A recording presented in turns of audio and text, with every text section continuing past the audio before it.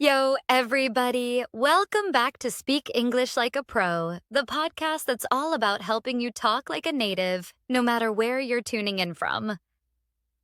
I'm Emma, your host, and I'm hyped to be here today. What's up, folks?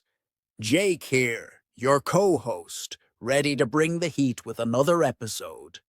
We've got some fire content for you today, don't we, Emma? Oh, you know it, Jake. We're diving back into real English that people use every day. Forget those stiff textbook phrases or outdated stuff you'll never hear in real life. We're talking about the way people actually speak, whether they're grabbing drinks with friends, chatting at the office, or just navigating daily life. Yeah, man, you don't walk into a store and say, I desire to acquire a pair of trousers. Nah, you're like, hey, I'm looking for some jeans. You got any in stock? Exactly. Nobody's out here sounding like a dictionary. It's all about keeping it real, relaxed, and natural. Today, we're going to unpack the kind of English you'll hear on the streets, in cafes, or even when you're just hanging out.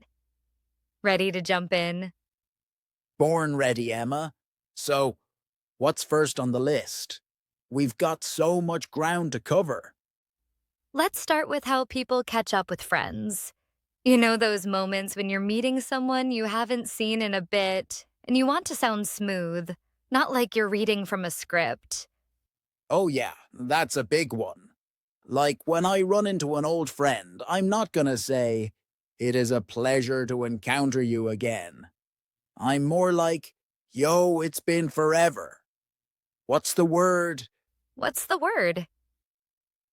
I love that. Okay, so catching up with friends is all about keeping it warm and easygoing. You might say something like, "Hey, it's been ages. How you holding up?" Or, "Yo, what's new with you?" Yeah, or maybe, man, it is good to see you. What's been going on? It's all about showing you're stoked to reconnect without making it weird. Totally. And it's not just about the words, it's the vibe. You want to sound excited, but not over the top. Like, in the US, you might hear, "Dude, what's the scoop?" In the UK, it's more like, "Mate, what's happening?" Oh man, I was in Australia once, and everyone was like, G'day, how's it going, mate? I was like, alright, I'm picking up what you're putting down. That's the spirit. Okay, for our listeners, here's the key. When you're catching up with someone, keep it light and personal. Try stuff like, "Hey, what's been cooking?" Or, "Long time, man. What's the story?" It's friendly, it's real, and it opens the door for a good chat. Right. And you can always throw in a follow-up to keep it flowing. Like, so you still working at that place, or what? It shows you're curious without being nosy. Perfect. Let's give our listeners some phrases to try out. Jake, what are some catch up lines you'd use with a friend? Easy. I'd go with, yo, it's been a minute. What's up with you? Or, hey, what's the latest? You still into that hobby? Maybe even, man, catch me up. What's good? Solid choices. I'd add, "Hey, how's life treating you?" Or, "What's the buzz, dude?" Those work great for sparking a conversation. Nice. And if you're, like, at a reunion or something more formal, you might say, hey, great to see you. How's everything going? Still chill, but a little more polished. Exactly. It's all about matching the vibe to the setting. At a casual hangout, go super relaxed. At a work event or something, dial it back just a touch. All right, let's move on to another big one, asking for help or favors. Because we all need a hand sometimes, and there's a natural way to ask without sounding awkward. Oh, yeah. Asking for help is an art. You don't want to be like, I humbly request your assistance. That's way too stiff. You're more like, hey, can you do me a solid and grab that for me? Do me a solid is such a gem. Okay, so when you're asking for a favor, you want to sound polite but not overly formal. Like, hey, could you help me out with this? Or, yo, mind giving me a hand? Yeah. Or if you're asking a friend for something specific, you might say, hey, can you cover me for this one?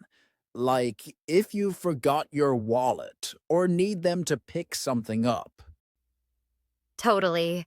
And in different places, you'll hear slight variations. In the UK, you might hear, mate, can you sort me out with this? In the US, it's more like, dude, can you hook me up? Same idea, just different flavors. For sure, and if you're at work, you keep it a bit more professional but still natural. Like, hey, could you lend me a hand with this project? Or, any chance you can take a look at this for me? Right. It's about striking that balance. Let's do a quick role play to show how this works. I'll be your friend, and you need to ask me for a favor. Go for it, Jake. All right. Yo, Emma, I'm kinda swamped with work. Could you do me a solid and grab some coffee for me later? Yeah, no problem. What do you want? The usual black coffee? You're a lifesaver. Yeah, just the usual. I owe you one. No biggie. I'll swing by the shop around 3. That work? Perfect. You're the best, Emma. Okay, that was super smooth. Notice how Jake said, do me a solid and I owe you one? Those are classic phrases that make you sound like you're part of the conversation, not just asking for something out of nowhere. Yeah, and if someone helps you out, always throw in a you're the best or I owe you big time. It keeps things friendly and shows you appreciate it. Let's share a few more phrases for asking favors. I'll start. Hey, could you spot me on this? Or, mind helping me out real quick? Nice. I'd add, can you back me up here? Or, yo, got a second to help me with this? Super natural, super easy. Love those. Okay, let's switch gears and talk about giving compliments. Because who doesn't love a good compliment? But you gotta do it in a way that feels genuine, not forced.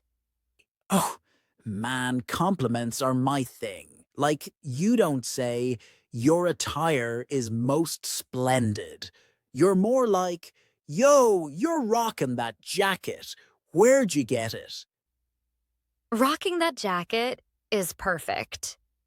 Okay, so giving compliments is all about being specific and keeping it real. Like, hey, you killed it in that presentation. Or, that new haircut looks dope. Yeah. Or if you're talking to a friend, you might say, man, you're on fire with that new project. It's specific, it's positive, and it doesn't sound like you're trying too hard. Exactly. And in different settings, you tweak it a bit. At work, you might say, nice job on that report. It was super thorough. With friends, you're more like, dude, your new place is awesome. For sure. And if you're complimenting something small, like someone's coffee order, you could say, yo, that latte choice is straight up genius. Keeps it light and fun. Let's do a role play for compliments. I'll be your coworker and you give me a compliment on something I did. Go ahead, Jake. Hey, Emma, I gotta say, you absolutely crushed that client pitch today. The way you handled their questions. Total pro move. Oh, thanks, Jake. I was kind of nervous, but I appreciate that. You think it went okay? Are you kidding? You owned it. They were eating out of your hand. Okay, that was awesome. Crushed it and owned it are such natural ways to give props. Listeners, try those out. Tell someone they crushed it when they do something great. Yeah. And don't be shy with compliments. Just keep it real. Like, yo, your cooking is next level. Or that playlist you made is a boy. It makes people feel good and keeps the vibe positive. All right, let's give a few more compliment phrases. I'll go, "You're killing it with that new style," or "That was a clutch move, nice one." Solid. I'd say, man, you're on point with that idea. Or, yo, you make that look effortless. Love it. Okay, let's dive into another everyday scenario, making plans with friends. Because planning a hangout is something we all do, and there's a chill way to talk about it. Oh, yeah. Making plans is where it's at. You don't say, shall we convene at the park? You're like, hey, you free this weekend? Wanna grab some food? So true. It's all about keeping it casual and flexible. Like, yo, you down to hit up the movies later? Or, what's your schedule like? Wanna do something? Yeah. Or if you're planning something specific, you might say, hey, there's this new spot downtown. You in for checking it out? It's direct, but not pushy. And you can always add a little enthusiasm to seal the deal. Like, come on, it's gonna be a blast, you gotta come. For sure. And if someone's on the fence, you might say, dude, don't flake on me, it's gonna be dope. Keeps it playful but gets the point across. Let's do a role play for making plans. I'll be your friend and you try to get me to hang out this weekend. Go for it. Yo, Emma, you free Saturday? I was thinking we could hit up that new burger joint. I heard it's legit. Oh, that sounds cool. What time you thinking? Maybe around 7? We could grab some food and then maybe catch a movie after. You down? Yeah, I'm in. Sounds like a plan. Just let me know where to meet. I'll text you the details. It's gonna be a good time. Okay, that was textbook planning. Phrases like, you down and sounds like a plan are super common. They're short, they're friendly, and they make planning feel effortless. Yeah. And if plans change, you just say, hey, something came up. Can we switch to Sunday? Or, yo, let's push it back an hour. Cool? Keeps it stress free. Let's share a few more planning phrases. I'll start. Hey, want to swing by my place later? Or, you free to hang out this week? Nice. I'd add, let's do something fun. What you thinking? Or, yo, you up for grabbing drinks tonight? Perfect. All right, let's talk about one more big area, handling disagreements or saying no politely. Because sometimes you gotta push back or turn something down without sounding rude. Man, that's a tricky one. You don't want to be like, I refuse your proposition. That's way too cold. You're more like, nah, I'm not really feeling that. Maybe another time? Exactly. It's about being respectful but firm. Like, I hear you, but I'm not sure that's my thing. Or, I'd rather not, but thanks for asking. Yeah. Or if you're at work and you can't take on another task, you might say, Hey, I'm kinda swamped right now. Can we figure something else out? It's polite, but gets the point across. And with friends, you can keep it even more chill. Like, yo, I'm gonna pass on that, but let's do something else. It shows you're still down to hang, just not for that specific thing. For sure. And if you're disagreeing on something, like where to eat, you don't say, your choice is incorrect. You say, I'm not sold on pizza tonight. How about tacos? Let's do a role play for saying no. I'll ask you to do something, and you turn me down nicely. Ready? Hey, Jake, you want to come to this karaoke night on Friday? It's gonna be fun. Yo, that sounds cool, but I'm not really into karaoke. Maybe we could grab dinner instead. Oh, fair enough. Dinner works. Any place you're thinking? How about that Mexican spot? I'm craving some tacos. Nice. I'm down. Let's do it. See? Easy peasy. I turned down karaoke without being a jerk, and we still made plans. That's how you do it. Totally. Phrases like, I'm not really into that, or I'd rather not, are super handy. They let you say no while keeping things friendly. Yeah, and if you're disagreeing, try something like, I see where you're coming from, but I'm leaning toward this. It shows you're listening, but still have your own take. Let's give a few more phrases for saying no or disagreeing. I'll go, I'm gonna sit this one out, but thanks. Or, not my cup of tea, but I appreciate it. Good ones. I'd say, I'm not on board with that, but let's keep talking. Or, nah, I'm good.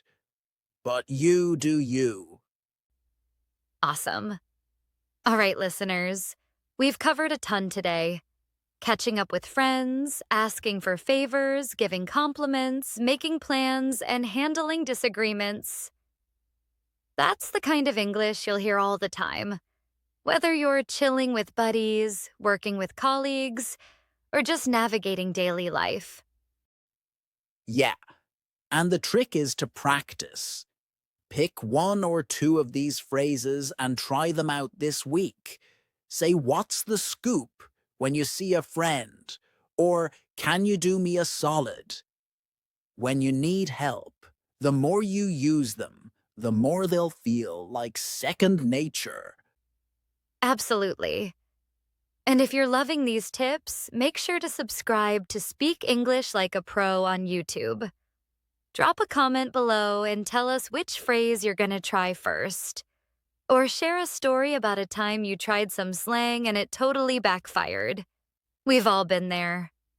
Oh man, I could write a book on those moments. All right, folks, that's a wrap for today. Thanks for kicking it with us, and we'll see you in the next one. Catch you later, everyone.